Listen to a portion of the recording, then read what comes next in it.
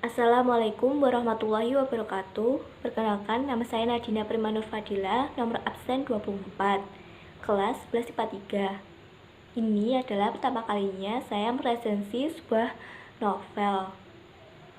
Bukan tanpa alasan saya meresensi buku ini, karena menurut saya buku ini tuh sangat cocok bagi mereka yang baru saja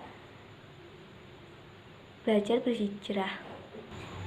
Yang pertama adalah identitas buku. Judul buku Hijrah Itu Cinta. Jenis buku fiksi. Penerbit Bentang Pustaka. Tahun terbit 2018. Cetakan kedua. Jumlah halaman ada 274. Buku ini ditulis oleh Abai Aditya atau biasa dipanggil dengan Kang Abai. Dia adalah seorang content creator, songwriter, dan seorang penulis. Dia juga dikenal sebagai pembicara publik. Dia juga dikenal sebagai motivasioner pertama di Indonesia. Novel Hijrah Itu Cinta menjadi novel kedua setelah novel bestsellersnya yang berjudul Cinta Dalam Ikhlas. Sinopsis. Buku Hijrah Itu Cinta menceritakan 3 insan sebagai tokoh utama. Tokoh pertama dan kedua bernama Senja dan Satria. Diawali dengan pertemuan mereka, yaitu pada saat Satria menolong Senja. Nah, sejak saat itu mereka pun saling mengenal satu sama lain. Nah, di novel ini diceritakan bahwa mereka sama-sama melaksanakan proses hijrah. Sebenarnya proses hijrah mereka berawal dari suka berdua-duaan dan ingin berniat untuk melakukan zina. Nah, sejak saat itu mereka berubah menjadi baik dan berada di jalan yang benar. Di novel ini juga diceritakan bagaimana proses mereka berhijrah.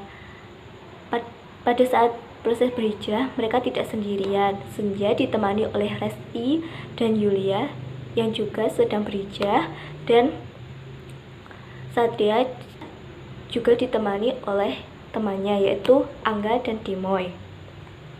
Di buku ini juga diceritakan mengenai rahasia kelam masa lalu ayah dan ibu Senja.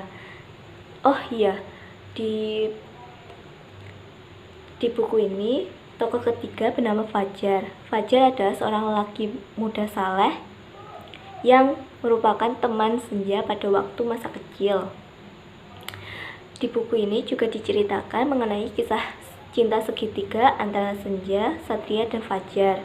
Kelebihan dari novel ini menurut saya tidak terlalu rumit dan cukup ringan.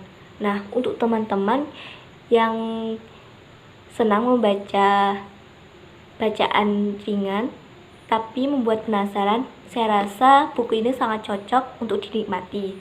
Nah, buku ini juga ada kajian-kajian yang tidak terlalu memberatkan dan mudah dipahami bagi kalangan anak-anak muda zaman sekarang.